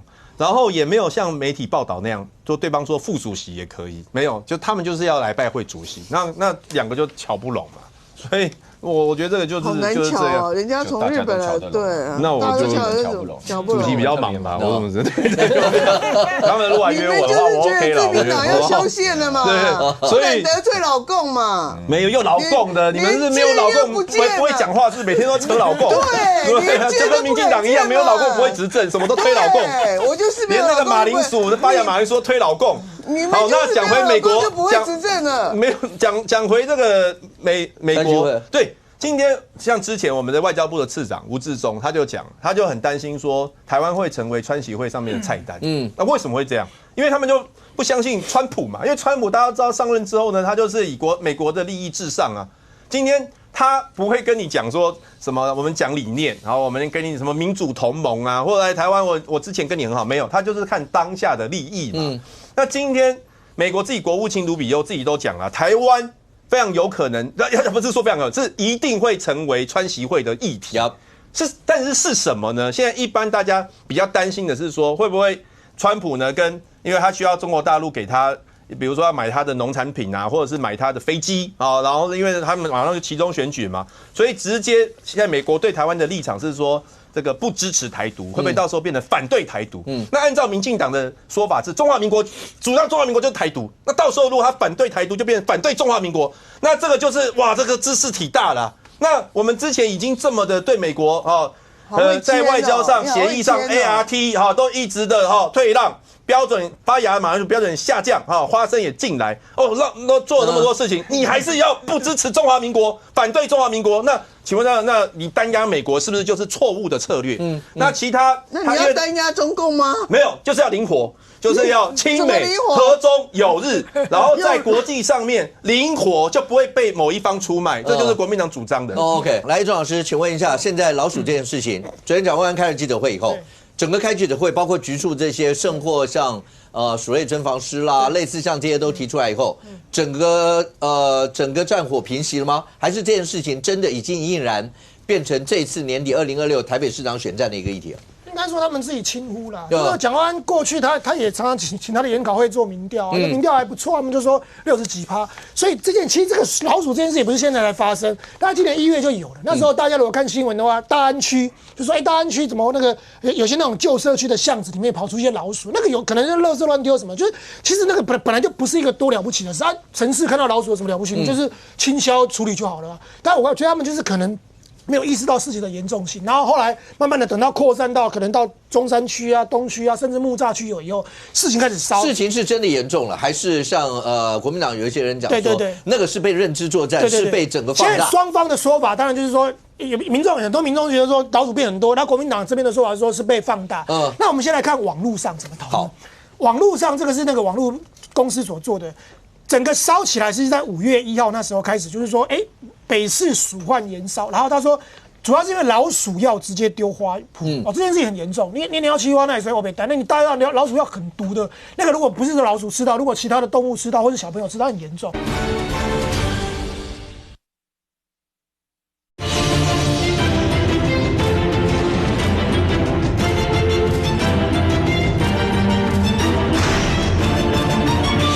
主要是因为老鼠药直接丢花圃，这件事情很严重。你要吃花那也是我被单，那你大家老鼠药很毒的，那个如果不是老鼠吃到，如果其他的动物吃到或者小朋友吃到，很严重，所以就开始有点就是荒腔走板。然后大家开始讨论说好可怕啊，这个。然后接下来到了5月2号，就大家有没有议员说毛小孩误食怎么办？然后这个时候蒋万安的回复，我觉得他那时候还没有意识到事情的严重性。他说那个药是中央核可，那废话。所有的药不是卫福部核可的，不然药是给谁核可？所以等于这时候蒋万安，我认为他还没有意识到事情的严重性。大家已经网络上已经开始烧，整个脆的啊，脸书在烧。然后到了5月4号的时候，是王宏威，他就说，这时候他们就开始说要反击，说是民进党的造鼠计划启动，搭配着沈伯洋，未来的可能是民进党提名的台北市长，然后要自导自演造假派。所以你看网络上这些飙到89000多。那我们再细看，如果这里面来留言的这个风向的话，其实。我上面把它圈起来的是针对绿营的部分，然后其他是蓝营的部分。针对绿营的占43%，那这里面就是说讽刺民进党，就是就是等于是蓝营在批评蓝的批评绿的，就是说是民进党在操弄鼠患，然后表示南部老鼠也很多，然后讽刺选举快到老鼠也变多，这边的。舆论的风向占43%，然后但是比较多的其实是针对蓝营的部分，56.9%，就是批评蒋万安无能，王宏威造谣，蒋万安甩锅中央，然后讽刺台北跟什么老鼠签和平协议这些，所以你可以看到，其实整个舆论看起来其实对蓝营来讲相对是不利，因为将近60%是批评蓝的，那批评绿的是4%多。如果以台北市的选情结构，不应该是这样，台北市应该是蓝大于绿，可在网络上至少看起来是，所以蒋万安为什么被迫在昨天开了记者会，然后把他的环保局长。然后说他们也见了那个环境部长，就看得出来，蒋万安团队意识到这件事情大条，所以他们必须要止血。但我觉得这个血能不能止，可能还要再看后续。那蒋万安是说，4月到什么通报，2月到4月通报数下降了70%。但我觉得这个东西所谓的通报数是打电话的通报数，跟民众为什么？刚开始少的时候，你还会好可怕，看到老鼠打。可是当老鼠已经归州都排到料的时候，你根本这时候不是打电话，这时候就是拍照然后把它上传了。所以他的这个说法并没有一个科学的，就是说到底你们能没有统计出来原本的老鼠多少，然后现在多少？所以他这边变成罗生门，那信者恒信啊。其实讲真的，城市有老鼠，我们也不是没看过。可是现在变成只要有老鼠出来，大家都放大。像我看到今天还有人说在北车上看到老鼠，好可怕。所以现在变成是。连阿扁前总统都被搬出来了，阿扁亚马公，阿扁是1994到1998这起定了，然后有市民网友问他说，阿扁时代怎么办？阿扁说，这么简单的事，不是现任市长要处理的吗？为什么要前市长交？他说他以前只要秘书长就可以搞定了，还不用市长出来。他还故意做这张图，这是那个料理鼠王，然后 AI 合成阿扁，然后网络上嘲笑到什么程度？以前有一个童书叫做《14只老鼠大搬家》，这是我们小时候很多小朋友看的那个。你知道 AI 把它做成什么吗？14只老鼠逛台北，这就是 AI 生成的。我的意思就是说，当蒋万安被用这么多这种梗图，然后在那边讽刺的时候，其实你都对他的选情来讲有没有伤？不敢说他会落选啊，但是一定会有影响。以完笨无问的，原本就觉得反正不管民进党派谁出来都是打趴，现在没有，而且这件事情会扩散，就是说你会凸显一件事，就是说，你要搞清楚哦，蒋万安之前的副市长是谁？工程专家，工程专家。川博最会的是什么？他以前在韩国瑜市长任内，他是什么？灯亮、路平、水沟通嘛，就是做好这些最基础的。虽然有人想说，你他妈这起定在这里一定有没有？我们觉得就是说，治大国能如烹小鲜，你要先把这些基本的事情搞定，我们再来选市长。就现在也会这件事也会带衰到川博啊，因为川博过去是他的副市长，所以这种灯亮、路平、水沟通，不就是你川博过去在韩国瑜任内你说你最会的吗？结果你现在。这件事情鼠万的事情没有处理好，你就要找个辛巴奇，所以也会影响到连带。所以我觉得他们现在意识到事情的严重，就是说台北跟新北是绑在一起，然后这些老鼠的事如果不解决，甚至老鼠还跑到新北什么的，那事情就会严重。所以，但我看得出来，目前我觉得蒋万安的政府的做法还不够好像面对了。你应该是说。你就有点仿效当时，如果你把老鼠鼠患当作是一个很严重的事情的话，你应该是有点仿效那时候疫情的时候，陈时中那时候就是每个礼拜每天就是固定开记者会，每天出来说老鼠啊。你环保局长可以出来讲啊，环保署长啊，环保局长啊，就是徐新营的弟弟嘛，徐世勋嘛，过去当科委会主委，从柯文哲时代找个进嘛，现在连网友都开始。干掉他，就说这个人以前是当科委会的，现在当环保局，他到底懂不懂？那还是他只是因为妙天的关系？所以你自己要出来解释。这件事如果没有办法解决的话，最后讲一件事啦，网友也是很酷手，他们说没关系，台北人只要度过这个鼠患，就可以迎来文艺复兴了，大家加油！因为过去黑死病，所以我们只要撑过这批鼠患，我们就可以迎来。文艺复兴，你看都已经讲到这么酸了。如果你真的再不去面对这件事的话，我刚刚对蒋万安来讲，或是他李世川来讲，你们的团队的这个能力会被人家打一个很大的。连这整件事情有轻忽的问题吗？我觉得就是民进党真的很会搞认知作战以前在新北也有发生过就是硬要去造谣说有什么老师为幼儿园读幼稚园小朋友读，然后呢搞得好像真的变成老师跟家长对立对立到最后，后来根本证明就没有这件事。可是那个吵得多严重，然后侯友宜的民调因此下滑。所以蒋万安确实，我认为要严阵以待。那这件事情，这个老鼠到底有没有变多？你要有客观的监控的数据嘛？那你们不相信台北市也没有关系。那环境部都讲没有啊，台北市现在没有鼠患啊，所以你到底要凭什么来觉得说台北市老鼠变多？就凭着网络上忽然出现很多老鼠的照片，但是这个老鼠照片是台北的吗？就那个柯建铭的助理就被抓到他把高雄的老鼠说是台北的还有那个搞罢免的粉专，他说台北有一个市场的老鼠，但是那个实际上是外县市的市场的老鼠所以很多都是真假难辨的但是就是这个就要认知作战，就是要给你洗到好像台北到处都是老鼠。可是我也有在网络上看到说，奇怪，为什么忽然间大家说台北有老鼠？我就觉得没有所以这个就是到底有或没有，要有一个客观的。蒋万安昨天开了记者会，那蒋万安为什么要出来？因为不管。这是老鼠是多还是老鼠是少，那个是真假，要去对抗认知作战的问题。但是身为一个市长，如果有市民担心这件事情，那你站出来，你告诉市民说我们做了哪些灭鼠计划，我觉得这是负责任市长该做的事情。那确实是有很多错假讯息，比如说攻击说你们的老鼠药乱放什么之类，其实他们放老鼠药那个都是一线的那个他们都是受过训练的人嘛，然后也都是根据环境部的指引嘛。那有人就讲说啊，为什么你不去用那个什么有一个叫鼠耳盒，应该放在盒子里面啊，不然的话，如果宠物吃到怎么办？怎么样？他们也有放。然后今天我看到他们发言人还把鼠耳盒拿出来给大家秀给大家看，这鼠耳盒这么大。它放的地方是有固定的地方嘛，你不可能把那个放在鼠洞旁边啊，因为你放在鼠洞旁边，老鼠一定觉得很奇怪，怎么我们家他家附近怎么有一个这个东西，它不会钻过去。台北市环保局讲的是鼠洞太小，所有人放不进去。不是，后边他觉得很奇怪。我还没讲完，我还没讲完了，对不起啊，这个再让我敢坑啊，这个是就乱放，这就很明显乱什么鼠洞。我跟你讲哈，那个是林亮君的吗？对啊，我跟林亮君的也是很奇怪哈，那是环保局传给林亮君。他在网络上面看到说有个地方有老鼠，那是环保局回传的，传给环保局。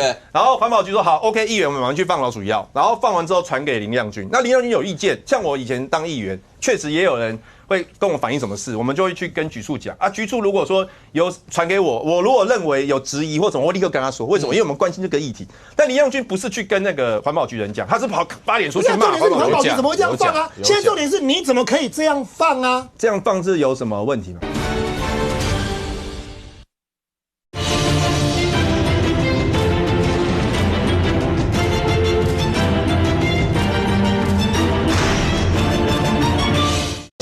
你怎么可以这样放啊？这样放是有什么问题吗？当然有问题啊！什么问题？那你这样子，你放在路边啊，如果有猫猫狗狗经过吃到，它是一个高台，这个很高啊，这个很低。没有，那个是一个高台，他们有出来解释了哈。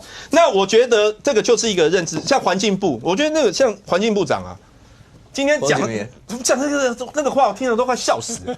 他人家问说，到底现在台北市有没有老鼠？他不敢讲，为什么？因为他怕讲没老鼠，然后好像就帮了蒋万安。他说他去大安公园也看到很肥的老鼠啊。然后结果你知道他说什么呢？他说啊，以前呢我也不懂啦，我以前捕到老鼠以后啊，后来就把老鼠放生，现在发现是不对的。然后我在大安公园也看到老鼠，然后最后他讲更好笑，他说以后看到老鼠了，你要先判断一下那个老鼠是吃甜的还是吃肉的，再决定要怎么抓它。你是料理鼠王哦。那老鼠如果是吃大米怎么办？就是这胡说八道一堆。我觉得这个老鼠的问题就是科学，那不要考到就是到底大家是要针对蒋万安还是针对老鼠？那这太像认知作战了。哦，袁志刚是很多真的乱讲一通。刚刚讲林亮君这个。那个大家包含在网上看到照片，第一个是林亮君在 LINE 里面他就跟环保局讲说，民众反映说你们这样猫狗误食怎么办，所以有反应。那第二个事情是环保局昨天徐世勋自己出来讲说，我们都照中央指引，我们就是鼠耳盒或者放鼠洞。所以环保局自己也说放鼠耳盒或者鼠洞只有这两种，但是大家在双连线性公园看到就是，怎么花圃都有，这样猫猫狗吃到怎么办？好，所以这个完全不用去争辩。那再来啊，这个袁志刚说，环境部怎样，但其实环境部跟台北市环保局讨论是今年汉他病毒的病例，可是观众朋友我们在讨论是台北市老鼠现在有没有变多？所以这问题是什么？汉他病毒是一个滞后指标嘛，老鼠先变多，老鼠变多以后，很多人被咬到。很多人中了汉他病毒病例才会上升，所以你不能拿说最后面这个指标没有变高，就代表前面老鼠没有变多，这是不成立的。所以我们来讲科学，什么事情是台北市以前没有现在有的？我讲4件事情。第一个，徐世勋昨天讲说啊，为什么大家都说你提这么多经济计划，没有鼠患，为什么要经济计划？他说因为我们本来就要求越来越好，没有任何鼠患，但我们做这么多都是因为越来越好。好，我来跟大家拆解。刚刚易中也说，蒋万安昨天在记者会上说，2月到现在1999老鼠通报数量下降，大家不觉得奇怪吗？今年为什么不是1月到现在？为什么是2月到现在？我就去把1999的老鼠通报的数量调出来了，大家可以看这个图。这个是从2023年、2024年、2025年到2026今年。那2023年全部台北市民打199反映老鼠问题大概2600多通，2024年变2900多通，到了2025年变3000多通，每一年成长10几%。好，那重点来了，我刚刚讲为什么你不是讲跟1月比，是讲2月比？因为2月2号大安区的老翁汉他病毒走了确诊离世，所以2月对台北市民来说是一个很紧张的时期，所以大家会非常的留意路上有没有老鼠。所以2月以前刚刚讲去年一整年3000通，今年2月一个月就超过1000通了。所以今年2月是大家紧张的高峰期，然后3月下降过来变成500多通。好，所以蒋万安说下降了，可是市民朋友这样表示台北市安全了吗？你为什么不拿这个今年的3月数据跟去年同期的3月数据比呢？今年3月通报老鼠有500多通电话，去年3月只有311通，你的年成长率超过60%，这样子叫做台北市没有鼠患问题吗？这是第一点。第二点，这个蒋万安说现在要全区大清消嘛，一样。徐世勋说没有严重，我们只是精益求精，所以现在要12区区长带着里长带着所有清洁队一区区清消。好，我请教大家一个问题：蒋万安任内第一次做全区大清消什么时候？我跟大家报告是今年2月5号，蒋万安出来面对记者说，我已经召集全市进行12区大清消。今年2月5号发生什么事？我讲嘛，2月2号老翁离世，所以你蒋万安当市长将近4年任内，过去从来没有做过12区大清消，你今年2月5号做第一次，昨天5月5号你宣布要做第二次，今年呢？今年现在5月还没过完，你才隔3个月，你就必须要12区地毯式大清消一次。各位观众朋友，觉得老鼠鼠患问题有没有变严重？第3点，我现在出示这个截图是台北市清洁队今天收到的讯息。这个台北市副市长要求，来大家看这个，依副市长指示，每半月填报鼠类防治成果，改为每日填报，有没有？原定每2周回报一次，现改为每天回报，请各位同仁协助。每天要回报什么呢？请于今天11点前回报，清理垃圾几公斤，宣传单几张，捕获老鼠几只。这就是蒋万安的对策嘛？现在开始把压力直接下放到台北市环保局清洁队每一个队员嘛，所有人每天给我回报，每个分队给我回报，你们今天抓到几只老鼠？大家觉得台北市鼠患严不严重？最后我再讲一个，台北市昨天说台湾说要推鼠类侦防师，这也是一样啊，同样以前闻所未闻的。那这个鼠类侦防师是什么呢？就是说蒋万安说啊，以后家户民众要是你们觉得家里老鼠问题很严重，那我们派专业的鼠类侦防师上你家帮你看看你是不是厨余没倒啊，你是不是环境哪里这个水沟是不是你这个下水道排水孔可能老鼠会爬上来，帮你做一下居家环境检查。好，那今天其实也这个我们议员也去问嘛，进一步说这鼠类侦防师是谁？以前没有这个抬头，说台北市清洁队消毒班总共有86个人，那各位台北市全部总家户有100万户100万户，你假设1-2%家里有老鼠问题好了，那就是1万户2万户，你这86个清洁队消毒班，你要把他们累死啊！那我最后放一个影片给大家看，这个是民众去台北市环保局指定的这个，因为我们知道，如果你来不及这个去倒垃圾，你可以到台北市，你可以到环保局指定的回收站去丢回收嘛，对不对？那这就是民众去丢，大家可以看，那么这上面什么？大家看到吗？在动的。有没有1、2、3、4、5很多老鼠？所以啦，你说各位，这个我截图出来，台北市环保局好不好？台北市环保局，你自己的站点现在都被老鼠攻陷了，夜晚老鼠都爬进去看有没有什么好吃的。那你说蒋万安说，大家不要紧张，我有这86个清洁队消毒班鼠类侦防师，我可以把台北市的鼠患压下去。各位觉得呢？所以我最后讲其实蒋万安蒋师傅现在问题就是说，我们讲纸包不住火，纸包不住有3个阶段。第一阶段说没有火嘛，这个国民党就刚刚原之讲的，这都认知作战，这都南属北宋，台北市根本没有这问题。第一阶段说没有火，第二阶段尝试用纸包火，就是我赶快全区大清消，我赶快环保队、清洁队每天每个人出去抓鼠。那到第3个阶段呢？会不会到第3个阶段就是纸包不住火，到蒋万安你没办法粉饰太平？蒋师傅要等到那时候才要面对问题吗？我第一刚刚我也讲了，你吴峥现在倒果为因就是说，因为蒋万安他没有动作啦，所以你是老鼠多，没有啦今天市民如果觉得担心老鼠的问题，市长出来表示说我做这些事情让大家安心，这个本来就是正常的事情，不能用这样子去倒果为因说老鼠多。第二件事情2月为什么通报多？他刚也讲了，因为有发生汉他病毒，那大家通报的意愿就变高，也许他之前也有看到，但是他就没有通报，那后来因为有汉他病毒，大家紧张了，而且会特别注意老鼠，所以通报变多。好，那在这样的氛围底下，那3月下来了，4月下来了，代表什么？代表就是说它没有变多嘛，否则大家都在这个氛围底下，去年比还是比较多。没有，那个你讲通报数嘛，通报数变高是因为大家注意到这件事情，不代表老鼠真的变多，那也不代表没有变多啊。再来如果说这个不是认知作战的话，那为什么你要拿高雄的老鼠嘞？你就拿台北老鼠就好了，你为什么拿高雄的老鼠？哇，翠上面到处都是照了台北老鼠。那你谁知道是台北的公园啊？台北的吗？这个也台北老鼠啊。高雄老鼠更多啊，台南没老鼠吗？所以台湾哪里没老鼠？你只要拍到老鼠，就说那个地方老鼠多，所以我在找的照片，我一定要确定它是台北市的。然后卢哥还没讲完，我还没有讲完，我一对多，我讲话的时间要多一点。然后现在呢，然后还去扯哦，打完蒋万安认知作战完了，然后还去打李四川。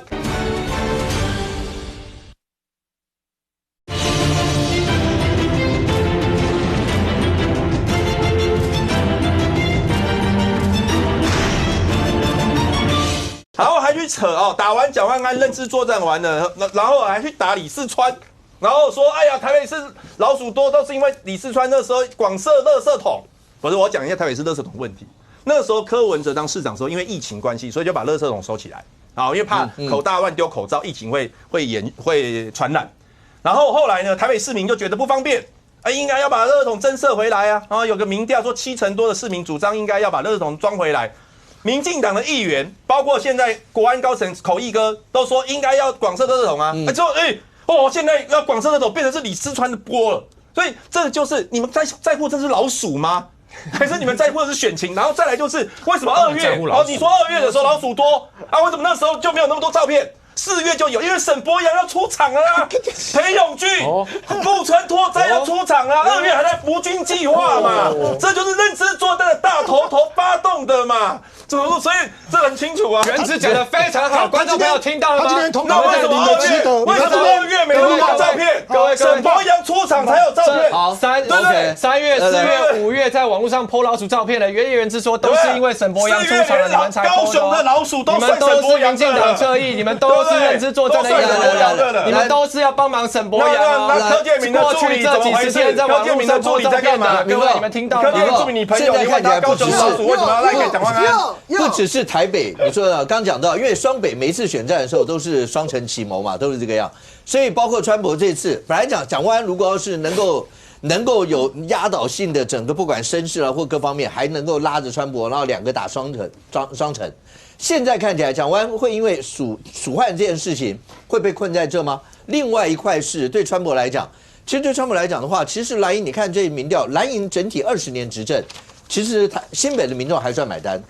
但是川普的民调并没有大幅的领先，为什么？不是因为你就是说正传媒做的民调里头是有包括含那个政党的特质嘛？那你显然就说政党形象，那你显然就说侯友宜的东西并没有加到李四川，那你政党的部分也没有帮李四川加到分嘛？所以你就会变成李四川的民调跟苏巧慧这份已经算好了，前几份他还输给苏巧慧了，那就说那问题是你这样的幅度其实是打5-5波嘛，那你在这个所谓的问市民对于国民党20年执政的满意度其实是很高的，可是为什么李四川你接不起来？那是不是又是你们政党的因素，又要扯到郑丽文了，是不是呢？那未来呢，可能就是说当初设定的时候是蒋万安要去带领全国打这场仗，对，可是你蒋万安现在连打老鼠都打不好。那大家就觉得很怀疑，因为蒋万安这个东西会累积一个形象，就是说有关于这种突发的危机的事情，你都慢半拍。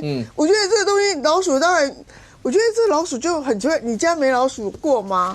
你家有老鼠过，当然就是全面大扫除，弄得干干净净，然后东西包好，这样子就是一个最简单的方式。那你为什么到现在还要去问陈水扁说你要不要要有什么方法？到今天才说要大清消就是根本基本要做，就是表示你的台北的市的环境卫生不好嘛，譬如说你的下水道可能没有清干净嘛，老鼠都寄生在下水道上面。那这件事情大家觉得蒋万安是慢半拍，然后如果你累积过去的这个所谓的经验的时候，大家会有一点冲击，就说啊，这个人真的适合做，就说做市长他已经做了嘛，但是未来更进一步或这样会影响他的政治声望嘛，那这个东西就会影响到2026，如果你们有双重打击的话，譬如说郑丽文继续搞下去，然后蒋万安又没有继续维持所谓的明星光环的时候，2026就很难打啦。所以这个东西就是变成说，你从这个双北来看，李四川明显他就是没有受到侯友宜跟蒋万安的好处的人，一个很明显，当然就说个人特质上面，他也自己要负很多的责任，但是你这个。你这个政党的部分，当然也是现在选民要考虑的一个重要的观点，因为这个东西不是谁打热的，是你们国民党自己中央把这个意识形态还有政党形象打热起来的。所以说这个东西，如果你们不解决，然后它存在一个负面因素，因为我们活生生的就是在高雄市就是看到这样的一个结果，那你就会，如果你继续下去的时候。你就不止南部会这样，你北部也会这样。我告诉你，台北市民虽然是蓝区，但也不会希望有一个这个党军购的这个执政党在台北市党这个市长做执政啊。也许你觉得民进党的市长候选人不够去挑战你的这个现任的市长，可是他从议员会下手啊，从议员下手，他不要。这只要宣传说你们我们议会还是要监督这个市政，那我觉得你们这个整个打法，你们要怎么打呢？如果议员不够强烈去监督，那我们就是台北市就这个养鼠为患嘛。因为其实很多这个老鼠的事情，去年大概是去年吧，我很多住大安区的朋友就跟我讲说，他们满街就很能看到那个。大只很大只的老鼠，然后不是昨天还有一个照片吗？什么2只肥鼠在电钩机啊？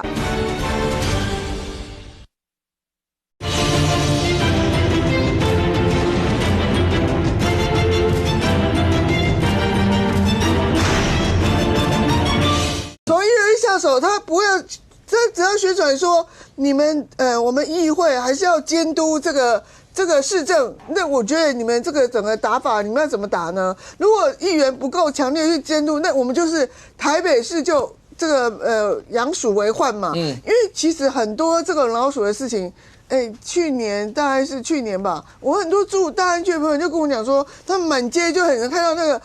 大只很大只的老鼠，然后不是昨天还有一个照片吗？什么2只肥鼠在电钩机啊？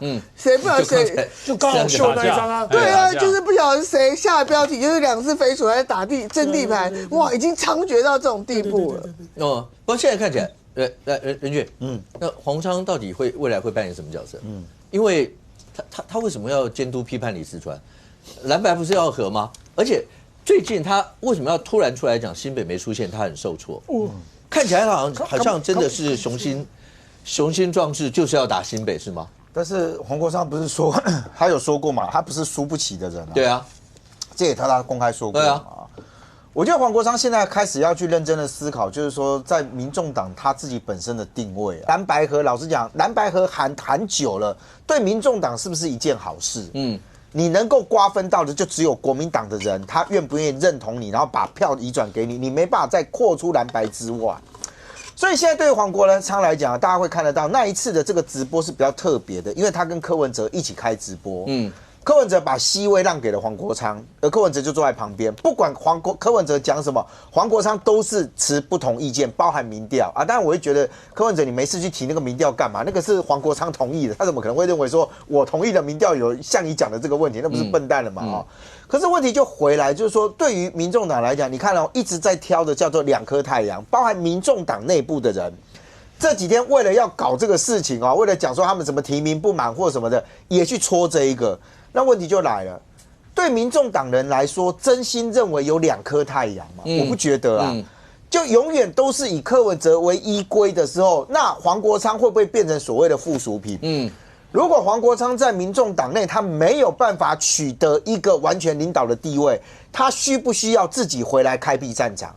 那我会讲啊，事实上你可以把它友善的解读成为他可能是比较担忧新北市的选情，但同样的是。李四川被问到说，你认为黄国昌希不希望黄国昌加入团队的时候，李四川那一句话，真的你不要小看李四川的政治回应他那个回答是什么？